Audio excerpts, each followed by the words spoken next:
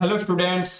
Agree hub JD institute के digital platform पर आप सभी बच्चों का हार्दिक स्वागत करता हूं। उम्मीद कर रहा हूं कि आप सभी स्वस्थ हैं, मस्त हैं और अपने पास जो ये ऑर्गेनिक केमिस्ट्री यानी कि कार्बनिक रसायन विज्ञान की जो सीरीज चल रही है ये आपको काफ़ी अच्छी लग रही होगी और आप हमारे साथ अभी नोटबुक लेके बैठे हैं, है ना। करें स्टार्ट। हाँ सर, करें स्टार्ट। तो आपको इस लेक्चर का वैसे पता चल ही गया होगा कि हाँ सर ये लेक्चर क्या होने वाला है, जीरो टू हीरो होने वाला है। सर जीरो टू हीरो का अर्थ क्या हुआ? सर अर्थ यूं हुआ कि हम इसको अच्छी तरीके से समझ रहे हैं और ये लेक्चर उन बच्चों के लिए काफ़ी लाभदायक हैं जो केमिस्ट्री जेट का, आईसीआर का, बीएचयू का, इन सब में अपना रोल निभाना चाहते हैं तो उनके लिए काफ़ी हेल्पफुल रहेगा। और ऑर्गेनिक केमिस्ट्री आप लगातार जो सीरीज देखें हैं और यदि उनके नोट्स आपने बनाए हैं और आप यदि उन चीज़ों का रिवाइज कर रहे हैं तो ये लेक्चर आपको काफ़ी अच्छे लग रहे होंगे। तो स्टार्ट करें आज का लेक्चर। हाँ जी सर। और अपने पास क्या चल रहा था? सर अपने पास चल रहा था IUPAC की नेमिंग, जिसमें अपने पास क्या कर चुके थे, क्रियात्मक समूह के बारे में जान चुके थे, है ना। और कुछ IUPAC के रूल रेगुलेशन जान चुके थे। तो धीरे धीरे आज अपने पास IUPAC का जो आधार माना जाता है या बेसिक कंसेप्ट माने जाते हैं वो सब चीजें आज अपने क्लियर करने वाले हैं इस लेक्चर में। तो IUPAC में अभी अपने पास पहले आपके पास क्रियात्मक समूह जो अपने बात कर चुके हैं, है ना, कि कितने थे, लगभग 15 थे, जिनका आपको क्रम वाइज सीक्वेंस याद करवाया था। उन्हीं चीज का आज अपने पास प्रीफिक्स और क्या सफिक्स, ये चीजें भी याद करेंगे और साथ में अपने उनके रूल रेगुलेशन जानने वाले हैं। तो करें स्टार्ट। हाँ सर। तो अपने पास क्रियात्मक समूह थे। हाँ सर, क्रियात्मक समूह थे। अभी आप जान लेते हैं कि क्रियात्मक समूह आपको वैसे याद भी हो गए होंगे और इन दोबारा इन चीजों को रिवाइज करते हैं। तो आप कहोगे कि सर क्रियात्मक समूह हमारे पास क्या थी? फर्स्ट नंबर क्या था? कार्बोक्सिलिक अम्ल था, यानी 2 अम्ल थे। हाँ सर, 2 अम्ल थे, है ना, 2 अम्ल थे अपने पास। हाँ, इसी क्रम में ही आपको याद करना है। तो ये कार्बोक्सिलिक अम्ल हो गया था, ये सर सल्फोनिक अम्ल हो गया था। 2 अम्ल थी सर, उनके कितने? 4 बेटे थे। उनके कितने थे? 4 बेटे। तो कौन कौन से थे सर? ये एक एनहाइड्राइड हो गया था, ये अपने पास क्या हो गया था? एनहाइड्राइड हो गया था। ये सब अपने पास क्या है? एक एनहाइड्राइड। फिर अपने पास एनहाइड्राइड ने क्या बोला था कि और कल मत आना, और कल मत आना। तो यहां पर अपने पास ये क्या हो गया था? COOR, एस्टर हो गया था। फिर अपने पास बात करें और कल, यानी कि COCl, ऑयल हेलाइड हो गया था। और उसके बाद में यदि बात करें तो सर यहाँ पर अपने पास क्या हो गया था? एमाइड हो गया था। क्या हो गया था? एमाइड हो गया था। तो यहां तक कन्फर्म हुआ। तो यहां इसमें अपने पास क्या नाम लिखा? कार्बोक्सिलिक अम्ल। क्या लिखा? कार्बोक्सिलिक एसिड, कार्बोक्सिलिक अम्ल का ग्रुप है ये। हाँ सर, कार्बोक्सिलिक अम्ल का ग्रुप है। उसके बाद में ये सल्फोनिक, ये सल्फोनिक अम्ल का ग्रुप है। हाँ सर, ये अपने पास एनहाइड्राइड, एनहाइड्राइड, एनहाइड्राइड अम्ल का ग्रुप हो गया। उसके बाद में ये नेक्स्ट वाला जो दिया है, आप कहोगे कि सर ये अपने पास किसका हो गया? एस्टर का, COCOR। और यहां पर अपने पास COCl, oil halide, oil halide लिख सकते हैं, हेलाइड। और हेलाइड में यहाँ Cl दिया है तो इसको क्लोराइड कहते हैं, क्लोराइड हो गया, ऑयल क्लोराइड। और उसके बाद में यदि बात करते हैं तो ये किसका हो गया? एमाइड का हो गया। किसका हो गया? एमाइड का हो गया। यहां तक आपको समझ में आया होगा, है ना। उसके बाद में ये 6 हो गए। उसके बाद में अपने पास 7 नंबर की यदि बात करें तो आपने देखा होगा कि ये 6 कि और कल नहीं आना, है ना, और कल नहीं आना। क्यों नहीं आ रहे थे? क्योंकि ये उल्टी सीधी बातें कर रहे थे। तो यहाँ पर CN का अर्थ क्या था? साइनाइड, साइनाइड ग्रुप हो गया था। और बात कर रही हैं कि सर उल्टी सीधी, तो यहाँ पर NC, NC का अर्थ हो गया आइसोसाइनाइड, आइसोसाइनाइड, आइसोसाइनाइड हो गया था। और यदि अपने पास बात कर रही हैं तो यहाँ पर उल्टी सीधी बातें कर रहे थे और बातें बातें में झगड़ा हो रहा था, तो क्या उठा लिया? AK-47। तो सर यहाँ पर एल्डिहाइड हो गया था। क्या हो गया था? CHO, aldehyde, aldehyde, aldehyde. और यहाँ पर 7, 8, 9 नंबर ये हो गया और ये 10 नंबर हो गया। AK कीटोन, तो यहाँ पर ये अपने पास R हो गया और ये R हो गया। तो यहाँ पर ये क्या हो गया? सर कीटोन हो गया, एल्डिहाइड और कीटोन हो गया, है ना। ये 10 तक हो गई थी। उसके बाद में अपने पास 11, 12, 13, है ना। तो यहाँ पर एल्डिहाइड और कीटोन। उसके बाद में एमिनो, है ना, हेलो, ईथर, ये थे अपने पास। तो ये मोस्ट ऑफ अपने पास क्या थे? 10 तैयार हो गए थे। चलो इन्हीं का भी अपने पास इनका पूर्वलग्न और अनुलग्न की बात करने वाले हैं। तो देखते हैं नेक्स्ट। तो इसी प्रकार आप हमारे साथ बने रहें। हाँ सर, जरूर बने रहेंगी। अब देखो, तो यहाँ पर आपके पास ये टेबल जो रहेगी ना, ये काफी इंपॉर्टेंट रहेगी। ये जो रहेगी, ये क्रियात्मक समूह है। ये टेबल आपको पहली बार बता रहे हैं कि सबसे इंपॉर्टेंट यही है इस नेमिंग को सीखने के लिए। जब तक ये चीजें याद नहीं होगी तब तक अपना नामकरण करना, यानी IUPAC में जो कंपाउंड दिया जाएगा उसका नामकरण करना क्या हो जाएगा? डिफिकल्ट हो जाएगा। तो यहाँ से कहानी क्या करें? समझनी स्टार्ट करें। तो फंक्शनल ग्रुप अर्थ हो गया क्रियात्मक समूह, और उस क्रियात्मक समूह का प्रीफिक्स क्या होने वाला है, यानी पूर्वलग्न क्या लगेगा और उसका क्या अनुलग्न क्या लगेगा। तो ये अनुलग्न की बात कर रहे हैं और ये अपने पास पूर्वलग्न की बात कर रहे हैं। तो यहां पर अपने पास देखें तो ये अपने पास फर्स्ट ग्रुप कौन सा दिया सर? कार्बोक्सिलिक अम्ल दिया। कौन सा दिया? कार्बोक्सिलिक अम्ल दिया। तो इसका पूर्वलग्न क्या याद करना होगा? कार्बोक्सी याद करना होगा। क्या याद करना होगा? कार्बोक्सी। और इसका जब अनुलग्न लगता है तो इसका क्या हो जाएगा? ओइक एसिड हो जाएगा। और जब देखो, अब आप पूछोगे सर पूर्वलग्न कब लगते हैं और अनुलग्न कब लगते हैं? तो जो ये आपको ये क्रम वाइज सीक्वेंस याद करवाया था, सीक्वेंस याद करवाया था। तो यहां पर देखो, इनमें से आपको मान लो कोई कंपाउंड है जिसमें ये मिल गया, जिसमें आपके पास क्या मिल गया?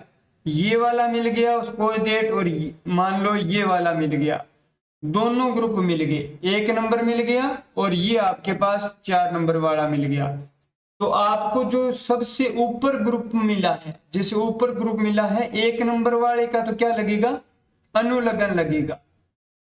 क्या लगेगा? उस कंपाउंड के लिए अनुलग्न लगेगा। और यहाँ 4 नंबर वाले के लिए क्या लग जाएगा? पूर्वलग्न लग जाएगा, पूर्वलग्न लगेगा। तो उस टाइम आपको इसका तो पूर्वलग्न याद होना चाहिए और इसका अनुलग्न याद होना चाहिए, तब काम बनेगा, है ना। इसलिए आपको बता रहे हैं। फिर अपने पास सर दूसरा यहां पर अपने पास कौन सा है? यहाँ सल्फोनिक एसिड, SO3H को आपने पहचाना सर, सल्फोनिक एसिड। तो जिसमें अपने पास सल्फो लग जाएगा। पूर्वलग्न क्या लगेगा सर? सल्फो लगेगा। और अनुलग्न क्या लग जाएगा? सल्फोनिक एसिड लग जाएगा। क्या लग जाएगा? सल्फोनिक एसिड लग जाएगा। बस इतना याद करना होता है। अभी अपने पास 3 नंबर ग्रुप, ये इसी सीक्वेंस में आपको बता रखा है। तो सर ये किसका ग्रुप है? एनहाइड्राइड का ग्रुप है। ये किसका ग्रुप है? COOCO, ये एनहाइड्राइड का ग्रुप है। तो इसमें पूर्वलग्न इसका कुछ नहीं लगता है, एकमात्र क्या लगता है? ओइक एनहाइड्राइड लग जाएगा। क्या लग जाएगा? ओइक एनहाइड्राइड लग जाएगा। बस इतना ही याद करना है। फिर सर अपने पास एस्टर, ये RCOR यानी एस्टर ग्रुप दिया है। ये क्या दिया है सर? एस्टर ग्रुप दिया है।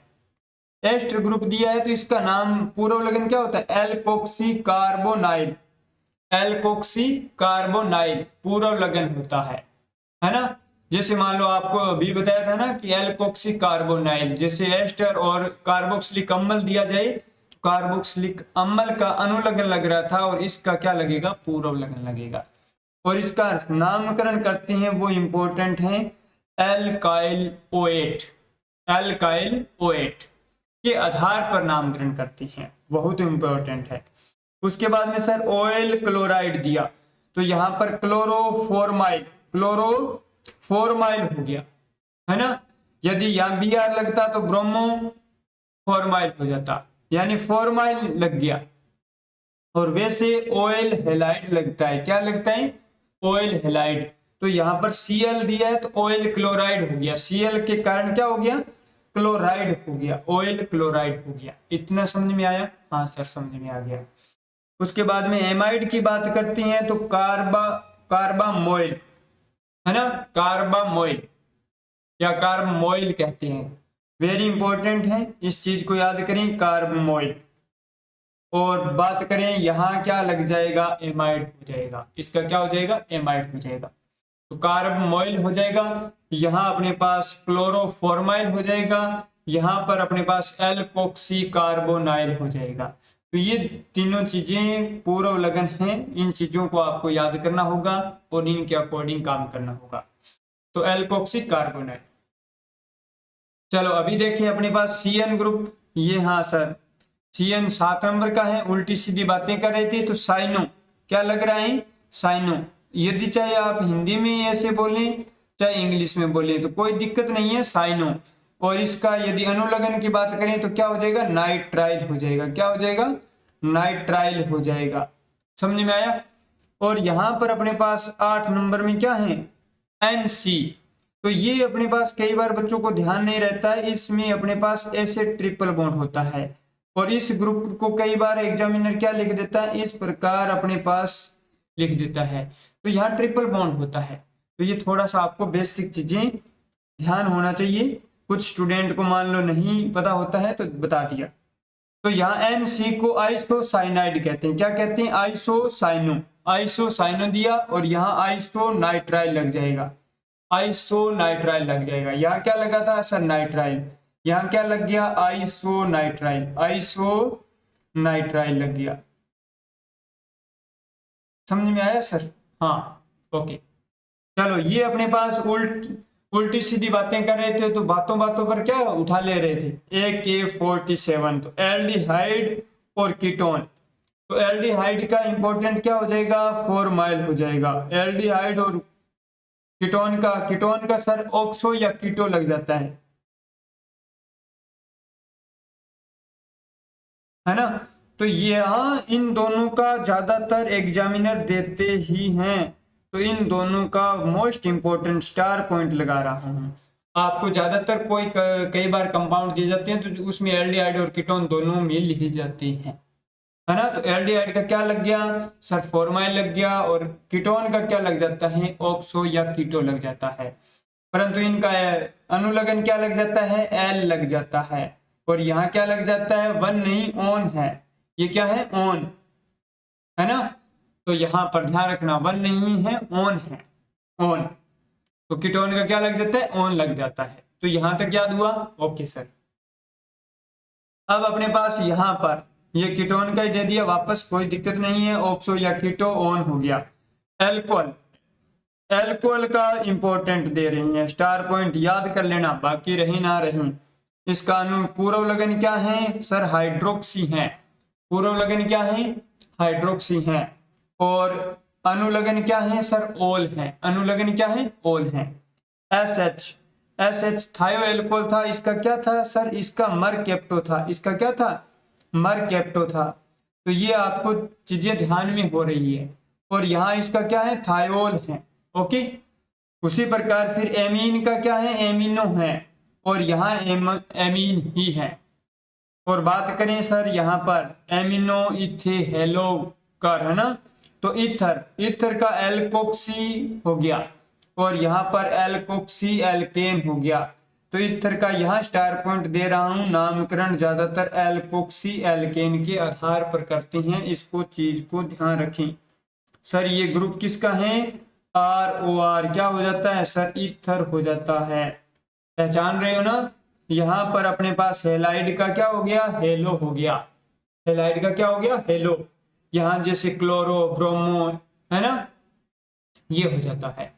तो ये जो आपको IUPAC में बेस तैयार करने के लिए ये अनुलग्न और पूर्वलग्न आपको याद होने चाहिए। बाकी जो अपने कल पढ़े थे वो रूल रेगुलेशन याद होने चाहिए। बाकी आज अभी और भी कुछ बेसिक पढ़ने वाले हैं, उसके बाद में आपको कोई दिक्कत नहीं आने वाली है। काफी सारे एग्जाम्पल करने वाले हैं। बस दोस्तों शर्त ये है कि आपको ये टेबल याद होनी ही चाहिए। ये टेबल याद होनी चाहिए, इसके बगैर अपने को आगे काम नहीं कर सकते हैं। जब तक ये आप हमारे साथ नहीं याद करोगे या हमारे साथ नहीं चलोगे तब तक असंभव काम है ना। पर सर असंभव को क्या करेंगे, संभव करने वाले हैं। ओके, या एक नंबर अभी आपसे एक क्वेश्चन पूछ रहे हैं कि सर यहाँ पर जो अपने पास क्वेश्चन दिया है तो उस क्वेश्चन में 6वां क्रियात्मक समूह कौन सा है। यानी आपके पास जो क्रम वाइज आप जो याद किया था उस क्रम का अपनी एनालिसिस करें तो आपको 6 नंबर का क्या क्रियात्मक समूह सिलेक्ट करना होगा। तो आप पहले कहोगे कि सर पहले क्या था, सर 2 अम्ल थे, 1 नंबर, और दूसरा अपने पास सल्फोनिक एसिड 2 नंबर, उनके सर 4 बेटे थे। तो उसमें पहला बेटा कौन सा था, एनहाइड्राइड था। उसके बाद में सर एनहाइड्राइड ने क्या कहा, और कल नहीं आना, तो OR हो गया। फिर आपने कहा सर कल, तो ये Cl हो गया। फिर आपने कहा कि सर नहीं आना और कल नहीं आना, तो 6 नंबर का पूछा है। तो ये 1 नंबर हो गया सर, ये 2 नंबर हो गया, ये 3 नंबर हो गया, ये 4 हो गया, और ये 5 हो गया, और ये 6 नंबर। हमारे को पता लग गया कि सर एमाइड है वो क्या है, 6 नंबर पर है। तो इसमें राइट आंसर कौन सा है, तो राइट आंसर आपके पास क्या हो गया सर, ये 6 नंबर का ये एमाइड हो गया। ये सर क्यों पूछा है, ऐसे भी कोई क्वेश्चन आते हैं क्या, नहीं आते हैं बच्चों, परंतु आपको प्रियोरिटी क्रम का पता होना चाहिए। जब तक आपको प्रियोरिटी क्रम का पता नहीं लगेगा तो आप अनुलग्न और पूर्वलग्न डिसाइड नहीं कर पाओगे, है ना। ओके, अभी इनका यदि क्रम की बात करें तो आप कहोगे सर ये 5 नंबर क्रमांक हैं। फिर ये 6 के बाद में ये क्या बात कर रहे थे सर, उल्टी सीधी बात कर रहे थे। तो यहां पर अपने पास, तो ये अपने पास क्या हो जाएगा, ये 7 नंबर का हो जाएगा। और सर उल्टी सीधी बात कर रहे थे तो ये 1 के 47 उठा लेते थे। तो यहाँ पर 6 7 और ये एल्डिहाइड ये क्या हो गया, 8 नंबर का हो गया। पूछा कौन सा है, तो यहाँ पर अपने पास 6 नंबर का पूछा है और राइट आंसर उसका क्या हो गया, यहाँ पर ये हो गया। हाँ सर अब तो समझ में आ गया। ओके, अभी आपको एक्स्ट्रा पॉइंट कुछ चीजें बता रहे हैं कि मान लो सपोज दैट आपसे कई बार क्वेश्चन दिए जाते हैं कि एक्स्ट्रा पॉइंट का अर्थ है कि क्रियात्मक समूह से संबंधित हैं।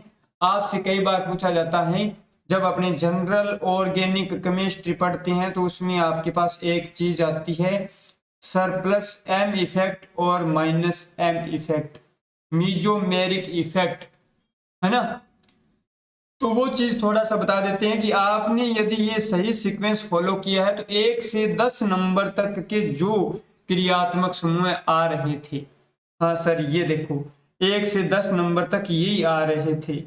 तो यहाँ पर 6 हो गया, ये 7 हो गया, ये 8 हो गया, ये 9 हो गया, और ये सर 10 नंबर तक आ रहे थे। तो ये जितने भी 10 नंबर तक आ रहे हैं तो ये अपने पास क्या होते हैं, मेटामेरिक इफेक्ट रखते हैं, यानी मेटा निर्देशी होते हैं। कौन से होते हैं सर, ये मेटा निर्देशी यानी -M प्रभाव दर्शाते हैं या मेटा निर्देशीकारी होते हैं, या इनको क्या कहते हैं, विसक्रियणकारी, यानी ये एक्टिव नहीं रहते हैं। तो ओके, तो यहाँ पर ये आपको पता लग गया कि -M प्रभाव दर्शाएंगे +10 वाले, और 10 के बाद में 11 से लेके जितने 15 तक के हैं वो आपके पास क्या होंगे, +M प्रभाव दर्शाने वाले हैं। तो यहां देखो जो 11 से लेके अपने पास, यहाँ 11 से अपने पास क्या है 15 तक, तो वो +M प्रभाव दर्शाने वाले हैं। प्लस एम का अर्थ हो गया कि वो ऑर्थो व पैरा निर्देशी कार्य हैं। ऑर्थो व पैरा, जैसे अपने प्रीवियस लेक्चर में ऑर्थो पैरा मेटा स्टेज देख लिया था ना, यानी उन्हीं को क्या कहते हैं, सक्रियणकारी स्टेज कहते हैं। ऑर्थो व पैरा क्या होती है, सक्रियण एक्टिवेशन स्टेज मानी जाती है। ओके चलो, तो ये चीजें आपको थोड़ा सा ध्यान रखना होगा। तो अभी आपके पास क्वेश्चन है, हाँ सर ये क्वेश्चन है, निम्न में से मेटा निर्देशी कार्य, सर मेटा निर्देशी कार्य का अर्थ हो गया कि -m प्रभाव दर्शाने वाला, या यूं कहें कि वी सक्रियणकारी, है ना, यहाँ पर वी सक्रियणकारी, ये देखो वी सक्रियणकारी, तो यहाँ पर वी सक्रियणकारी ग्रुप कौन सा है, सक्रियणकारी समूह कौन सा है, तो ये कौन से समूह होते हैं सर, ये 1 से लेके 10 वाले समूह होते हैं, 1 से लेके 10 वाले समूह होते हैं। तो आप कहोगे सर 1 से लेके 10 वाले में तो हमारे को ये ईथर भी तो दिखाई नहीं दिया सर, एमिनो, है ना, ऐसे होता है ना, एमिनो, है ना, एमिनो हेलो इथेरक, तो ये एमिनो भी नहीं था। अब रिस्क लेना था सर एल्कोहल और एल्डिहाइड, हाँ सर AK47, ये तो याद था। तो एल्डिहाइड अपने पास ये था 9 नंबर पर, ये कितने नंबर पर था, ये 9 नंबर पर होना चाहिए था। तो ये अपने पास 1 से 10 के अंदर आ रहा है, हाँ सर ये आ रहा है, तो राइट आंसर क्या हो गया, एल्डिहाइड हो गया, है ना। और AK47 उठा रहे थे तो वो किन पर उठा रहे थे, वो एल्कोहल, क्योंकि जब कुछ पिएंगे तो ही काम चल रहा था ना, तो एल्कोहल 11 नंबर पर था। तो यहाँ पर राइट आंसर क्या हो गया अपने पास, ये हो गया। उसके बाद में नेक्स्ट आपको क्वेश्चन दिया कि निम्न में से सक्रियणकारी ग्रुप हैं। सक्रियणकारी ग्रुप का अर्थ हो गया कि वो ऑर्थो व पैरा निर्देशी ग्रुप कौन से हैं, ऑर्थो व पैरा निर्देशी। सर ऑर्थो व पैरा निर्देशी ग्रुप कौन से होते हैं, जो 11 से लेके 15 के बीच में आने वाले हैं वो होते हैं। तो अपने पास ये अपने पास क्या हो गया 11, ये अपने पास क्या हो गया एमिनो, ये थे 12 और ये 13, तो यानी 11 12 13, तो राइट आंसर क्या हो गया, उपरोक्त सभी हो गया। राइट आंसर क्या हो गया, उपरोक्त सभी हो गया। हाँ सर अब तो कहानी समझ में आने लग गई। ओके, तो उम्मीद कर रहा हूं कि आपको यहां तक समझ में आया है। ये अभी अपने पास जो पढ़ने वाले हैं ये सबसे मूल मंत्र हैं IUPAC का। यदि ये जान लिया तो यूं सोचो कि आपने सब कुछ जान लिया।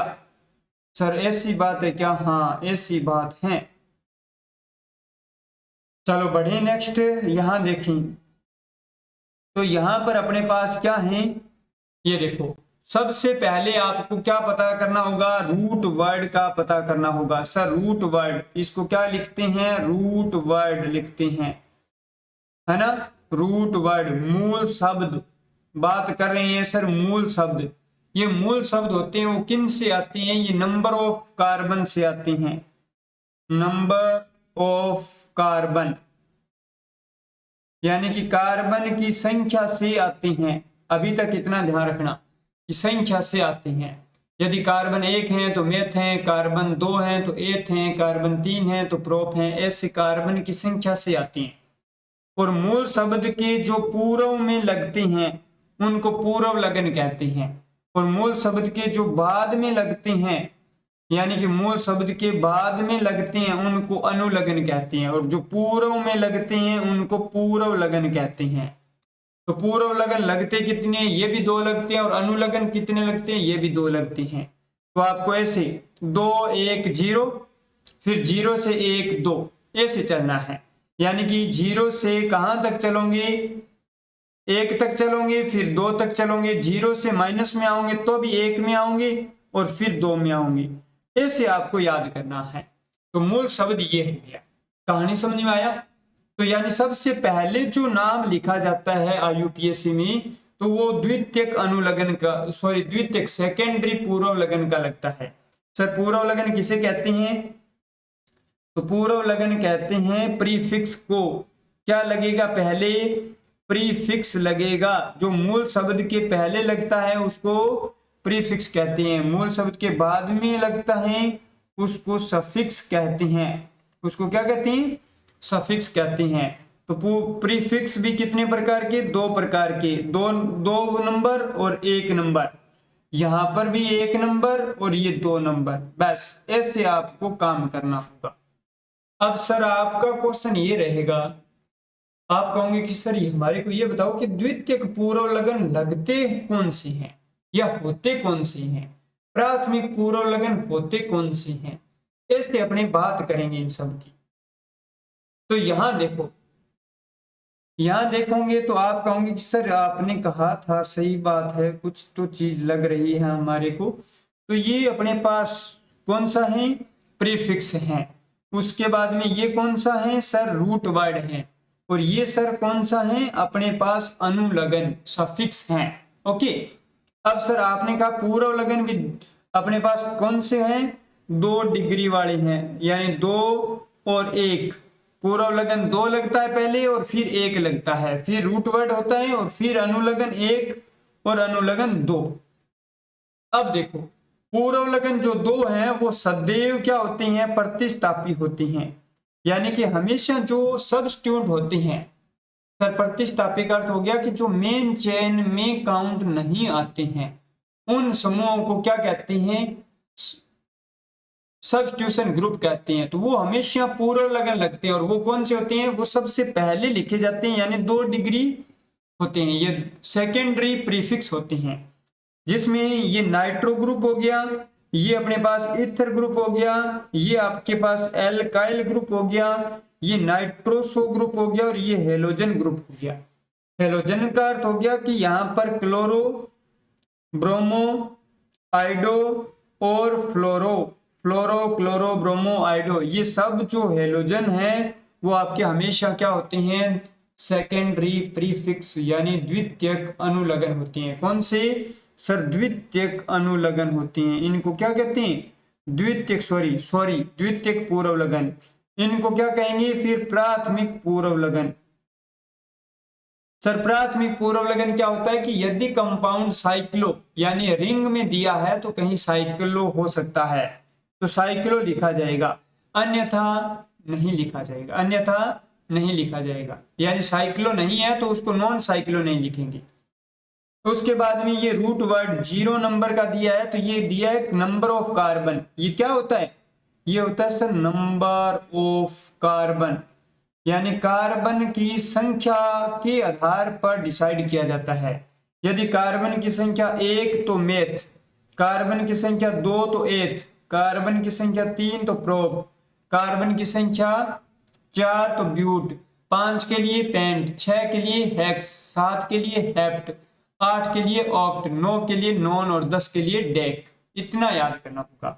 5 के लिए कितना, पेंट, 6 के लिए हेक्स, 7 के लिए हेप्ट, 8 के लिए ऑक्ट, 9 के लिए नॉन और 10 के लिए डेक। इतना आपको याद करना होगा। ये क्या है, कार्बन। उसके बाद में अनुलगन, उस मूल शब्द के तुरंत बाद क्या लगेगा, अनुलगन प्रथम लगेगा। और जो यदि कंपाउंड पूरा सभी में क्या है, सिंगल बॉन्ड है तो एन लगेगा, यदि कहीं डबल बॉन्ड दिया है तो इन लगेगा, और कहीं ट्रिपल बॉन्ड दिया है तो आइन लगेगा। ये अनुलगन फर्स्ट लगानी, याद रखना है। उसके बाद में आपके पास फंक्शनल ग्रुप होगा, जो 1 से लेके 13 तक होंगे। 1 से 13 तक आपको क्रम करवा दिया याद। वो सभी के सभी क्या हैं, वो सेकेंडरी सफिक्स है, यानी द्वितीयक अनुलगन है। वो क्या है, द्वितीयक अनुलगन है। इतना याद हुआ तो आप हमारे सम्मान में लाइक लिखें। ओके, तो उम्मीद कर रहा हूं कि यहां तक आपको क्या बहुत अच्छा समझ में आया है। अभी इनको अपने विद डिटेल से पूर्व लगन द्वितीयक पढ़ेंगे, फिर अपने पास मूल शब्द पढ़ेंगे, फिर कहीं ना कहीं अनुलगन पढ़ेंगे। ये सब आज पढ़ेंगे, एग्जाम्पल कल करेंगे। अब देखो, अब आप कहोगे सर जो द्वितीयक पूर्व लगन है, हाँ सर द्वितीयक पूर्व लगन है, तो ये द्वितीयक पूर्व लगन है ना, ये आपके पास शाखा वाले हो सकते हैं, शाखा जो ब्रांच हैं। 1 नंबर बात, जिसमें अपने पास हेलोजन होता है, हेलोजन में फ्लोरो, एफ से क्या हो गया फ्लोरो, सीएल से क्या हो गया क्लोरो, बीआर से क्या हो गया ब्रोमो, और आई से क्या हो गया आइडो। तो ये हेलोजन होते हैं, यदि ये लगे हैं तो ये हमेशा द्वितीयक पूर्व लगन लगेंगे, द्वितीयक पूर्व लगन। उसके बाद में आपके पास ग्रुप आता है नाइट्रो। हमेशा NO2 कहीं लगा तो वो नाइट्रो पहले लिखा जाएगा, NO नाइट्रोसो, फिर OR एल्कोक्सी ईथर का क्या लगेगा, एल्कोक्सी ईथर ग्रुप है। ओके, ये फेनिल ग्रुप है, यदि ये रिंग में नहीं है तो ये अपने पास ये बेंजिल ग्रुप है, ये हमेशा क्या हो गए, द्वितीयक पूर्व लगन लिखेंगे। और एल्काइल, एल्काइल का विशेष डिटेल में अध्ययन करने वाले हैं अभी नेक्स्ट पॉइंट पर, है ना। तो ये चल रहे हैं, ये देखो एल्काइल ग्रुप, ये कौन सा दिया है सर, एल्काइल ग्रुप दिया है। सर ये होता क्या है, ये एल्काइल ग्रुप प्रतिस्थापित तब माना जाएगा जब ये मेन ब्रांच से अलग है, यानी मुख्य जो शाखा है या सर्वाधिक लंबी शाखा चयन करने के उपरांत ये बाहर बच जाते हैं, उनको क्या कहते हैं, प्रतिस्थापित के रूप में काम आएंगे और उन एल्काइल ग्रुप का नाम है। जैसे मान लो ये अपने पास क्या है, यहां पर यदि देखते हैं तो यहां अपने पास आपने देखा कि सर यहाँ पर अपने पास ये CH3 होता है तो वो मिथाइल हो जाएगा। CH3 के बाद में यदि CH3 CH2 है तो उसको इथाइल कहेंगे, उसको क्या कहेंगे, इथाइल। यहाँ पर अपने पास मिथाइल कहेंगे। यदि यहाँ पर अपने पास बात करें तो ये क्या हो जाएगा, प्रोपाइल, इसको क्या कहते हैं, प्रोपाइल कहते हैं। और वहीं बात करते हैं इसी चीज को यदि यहाँ ऐसे दर्शाया है तो ये ग्रुप कौन सा हो जाएगा, ये सर आइसोप्रोपाइल हो जाएगा। कौन सा हो जाएगा, आइसोप्रोपाइल हो जाएगा। वहीं बात करें अपने पास ये सर क्या है, ब्यूटाइल, N ब्यूटाइल हो सकता है। ये अपने पास बात करें तो यहां पर ये अपने पास आप कहोगे सर आइसोप्रोपाइल कर देते हैं, नहीं, 1 2 3 4 ब्यूटाइल है तो ये अपने पास सेकेंडरी ब्यूटाइल है। सेकेंडरी ब्यूटाइल क्यों है, क्योंकि मान लो यहां पर कोई चेन है, यहां पर कोई मेन चेन है तो उस चेन के साथ ये जुड़ा हुआ कार्बन है, तो ये कार्बन कहां से 2 डिग्री जुड़ा हुआ है, कैसे जुड़ा हुआ है, 2 डिग्री, तो ये द्वितीयक ब्यूटाइल है। ओके, अब अपने पास मान लो ये चेन है तो ये आइसोब्यूटाइल है, ये अब क्या है, आइसोब्यूटाइल है। ये ग्रुप दिखाई दिया, ये आइसोब्यूटाइल का हो गया। और यदि मान लो ये अपने पास इस प्रकार का ब्यूटाइल दिखाई दे तो ये अपने पास क्या है, तृतीयक ब्यूटाइल है, टर्सरी। तो आपको समझ में आया, ये सेकेंडरी ब्यूटाइल है। ओके, और ये अपने पास आइसोब्यूटाइल हो गया, कोई दिक्कत होनी नहीं चाहिए। और ये टर्सरी ब्यूटाइल है, ये कौन सा है, टर्सरी ब्यूटाइल है। ओके, यहां तक कहानी समझ में आया, हाँ सर समझ में आ गया। तो बहुत इंपॉर्टेंट है, यदि मान लो किसी स्टूडेंट को ये चीजें नहीं दिखाई दे रही है तो आपको बता देते हैं, अभी आप इनका स्क्रीनशॉट ले सकते हैं, है ना। यहां तक हो गया, ओके, अब तो क्लियर कट है, हाँ सर अब क्लियर कट है।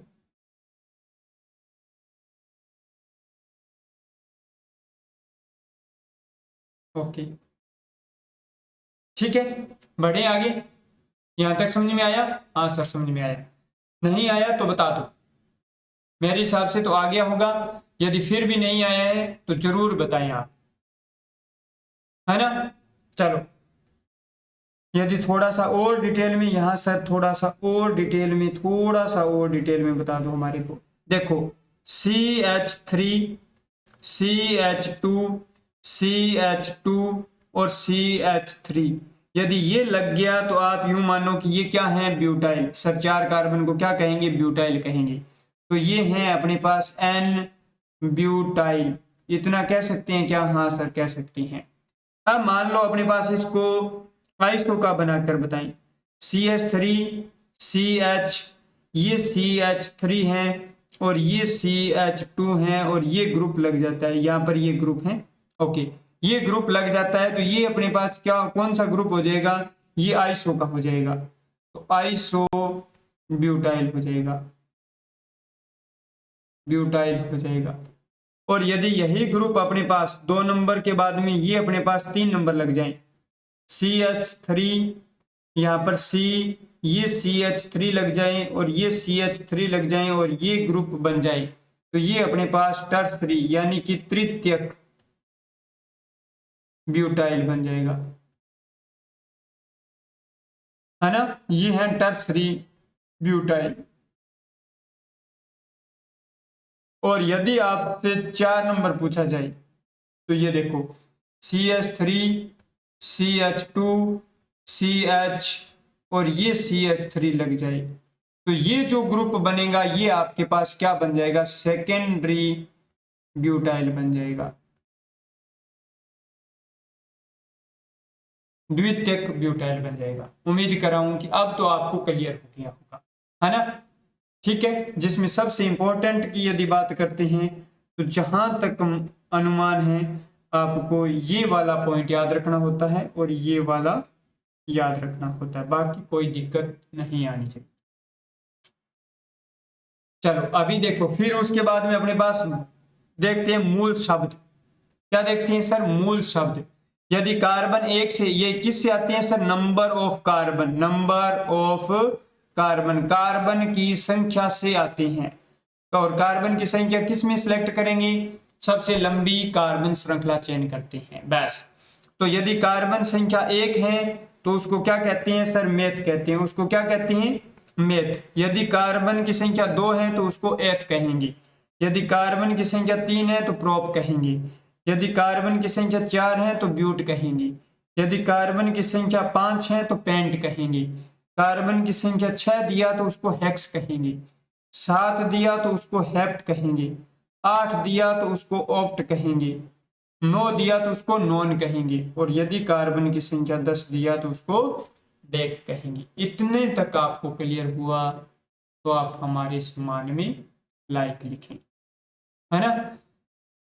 तो दीवानों यहां तक आपने केमिस्ट्री कर लिया है। इसके बाद में सर क्या आने वाला है, अनुलग्न आने वाला है। क्या आने वाला है, अनुलग्न आने वाला है।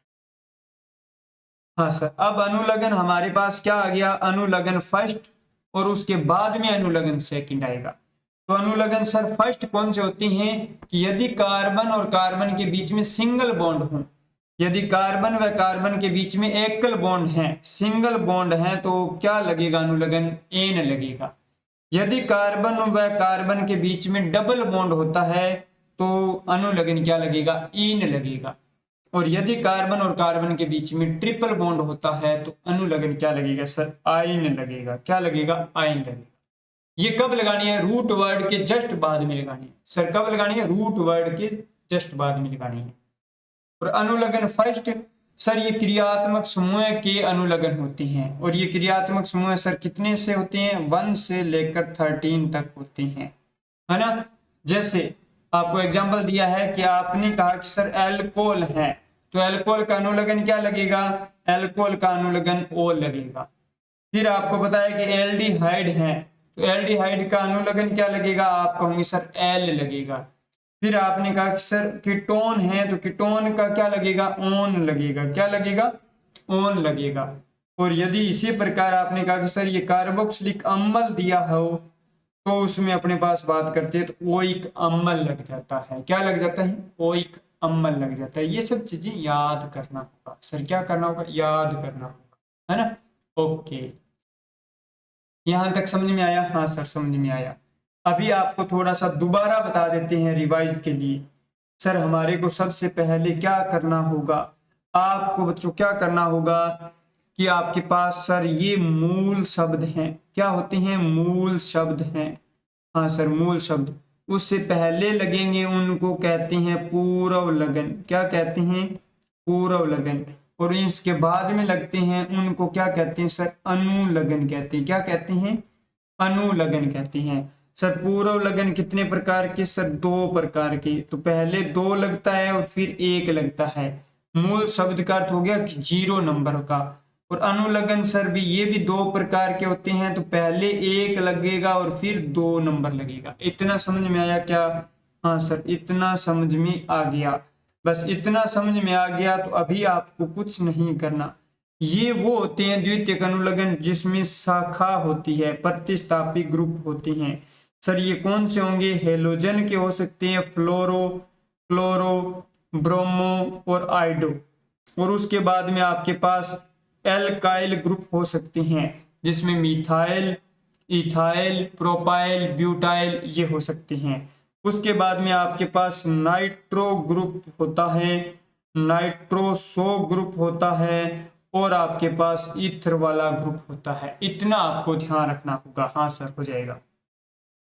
उसके बाद में पूर्व लगन सर, यदि कंपाउंड साइक्लो हैं तो उसको मेंशन करेंगे, अन्यथा उसको नहीं करेंगे। बस इतना ध्यान रखना होगा। और ये शब्द आते हैं, ये कार्बन की संख्या से आते हैं, कार्बन की संख्या से आते हैं कि कार्बन कितने हैं। यदि कार्बन 1 तो मेथ 2 तो eth, 3 prop, 4 but, 5 pent, 6 hex, 7 hept, 8 oct, 9 non, 10 dec. हाँ सर, समझ में आ गया। यहाँ पर उसके बाद में जस्ट बाद में लगाना है कि यदि कार्बन व कार्बन के बीच में सिंगल बॉन्ड है तो सर हम एन लगाएंगे, कार्बन और कार्बन के बीच में डबल बॉन्ड है तो सर हम इन लगाएंगे, कार्बन और कार्बन के बीच में ट्रिपल बॉन्ड है तो सर हम आइन लगाएंगे। क्या लगाएंगे? आइन लगाएंगे। और ये जो होते हैं सर, ये हैं फंक्शनल ग्रुप, क्रियात्मक समूह। और क्रियात्मक समूह सर हम 1 से 13 तक याद करके रखेंगे। इतना यदि आपने समझ लिया तो IUPAC कंसेप्ट क्या कर लिया बच्चों, आपने क्लियर कर लिया। Okay sir. और इनका करने के बाद में आपको हर एक एग्जाम्पल इसी बेस पर करवाएंगे और बहुत शानदार तरीके से करवाएंगे। अभी अपने पास जो पढ़ेंगे वो सर प्रश्नोत्तरी पढ़ने वाले। क्या पढ़ने वाले हैं? प्रश्नोत्तरी पढ़ने वाले हैं। बहुत अच्छी बात सर, बहुत अच्छी बात है ना। देखते हैं कि आप कितनी चीज सीखी हैं। तो सर हम बहुत अच्छा सीखे हैं। अब देखो, मैं उम्मीद कर रहा हूं कि आप सभी के सभी क्वेश्चन सही करोगे। अब देखो यहाँ पर दिया मूल कार्बन 5 हो तो, यानी कि मूल कार्बन की संख्या कितनी दी है सर? 5 हो तो कहते क्या हैं? तो 5 को क्या कहते हैं? कार्बन 5 को क्या कहते हैं, ये पूछा है। आप कहो सर मेथ को तो कार्बन 1 कहते हैं, या पेंट को सर कार्बन 5 कहते हैं, तो राइट आंसर हमारा 2 नंबर है। और प्रोप यानी कार्बन 3 को कहते हैं, और ब्यूट सर कार्बन 4 को कहते हैं। तो यहां तक क्लियर हुआ। उम्मीद कर रहा हूं कि ये क्वेश्चन आप सभी बच्चों का क्या हुआ, सही हुआ। अब अपने पास सर इस ग्रुप को क्या कहते हैं? इस ग्रुप को, इस समूह को कहते हैं, क्या कहते हैं? तो ये सर हमारे को क्या दिखाई दे रहा है? 1 2 3। और ये स्ट्रक्चर कैसे दिखाई दे रही है? आइसोप्रोपाइल की दिखाई दे रही है। तो यहाँ पर ये 3 है तो 3 को प्रोपाइल कहते हैं, तो आइसोप्रोपाइल राइट आंसर है। सर आइसोब्यूटाइल की स्ट्रक्चर भी थोड़ा सा हमारे को बता दो। तो ये देखो CH3, यहाँ पर CH, ये अपने पास CH, ये अपने पास CH3, ये अपने पास जो है वो आइसोब्यूटाइल ग्रुप है। ये कौन सा है? आइसोब्यूटाइल ग्रुप है। Okay sir. सर प्रोपेन, तो यहाँ पर CH3, CH2, CH3। Okay. Methane sir CH4। ये सब कुछ समझ में आया? हाँ सर, समझ में आ गया। अभी नेक्स्ट ग्रुप अपने पास ये जो समूह दिया है, प्रतिस्थापी समूह का नाम क्या है? इस समूह का नाम क्या है? सर ये मिथोक्सी बेंजीन तो नहीं हो सकता। सर मिथोक्सी बेंजीन की संरचना तो हमारे को ध्यान है। सर मिथोक्सी, ये लो सर CH3 और ये ग्रुप जुड़ जाता है ऐसे, ये मिथोक्सी बेंजीन है। हाँ सर, इसको तो आपने क्या बताया था, एक दिन नाम बताया था, एनिसोल कहते हैं। हाँ सर, एनिसोल कहते हैं, है ना। उसके बाद में आप कहोगे सर यहाँ पर इस फेनिल ग्रुप तो ये होता है, ये लो बेंजीन के साथ एक रिंग वाला, ये फेनिल हो गया। परंतु यहाँ तो सर ये स्ट्रक्चर कुछ अलग दिखाई दे रही है, तो ये क्या हो गया? बेंजिल हो गया। ये क्या हो गया? बेंजिल, न कि फेनिल। तो राइट आंसर अपने पास क्या हो गया? 2 नंबर हो गया। राइट आंसर क्या हो गया? 2 नंबर हो गया। उम्मीद कर रहा हूं कि ये भी आपका क्वेश्चन क्या हुआ सर, सही हुआ। तो यहाँ अपना ये लेक्चर आज का बहुत अच्छे तरीके से कंप्लीट हो जाता है। तो आपको भी बता देते हैं कि बड़े मौके सिर्फ यूं मत सोचना कि किस्मत वालों को नहीं, बड़े मौके सिर्फ किस्मत वालों को ही नहीं, हर किसी को मिलते हैं। यानी जरूरी नहीं है कि किस्मत वालों के मिले, हर एक व्यक्ति को भी मिलते हैं, बस हर कोई उन्हें पहचान नहीं पाता है। तो आज आपका सही वक्त है, आप सही डायरेक्शन में मेहनत करें, और आपको भी बड़े मौके मिलेंगे। ज़रूर मेहनत करें, बस आपकी दिशा मायने रखेगी, गति मायने नहीं रखेगी। आप किस गति से रफ्तार करें ये ज़रूरी नहीं है, आप किस डायरेक्शन में जा रहे हैं ये बहुत ज़रूरी है। तो थैंक यू स्टूडेंट्स, आज के लिए इतना ही, मिलते हैं नेक्स्ट लेक्चर में। ओके।